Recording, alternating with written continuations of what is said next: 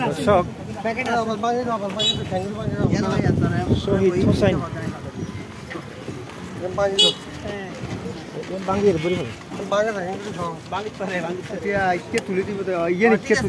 ঠিক আছে বাঙি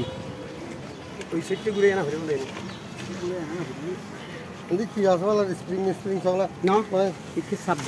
তার নাম শহীদ হোসেন না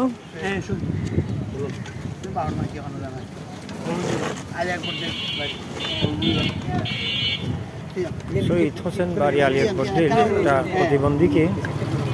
একটা হুইল চেয়ার উপহার দিচ্ছেন আমাদের কুতুবদিয়া উপজেলার সম্মানিত জমাতের আমির জনাব আসম শাহরিয়ার চৌধুরী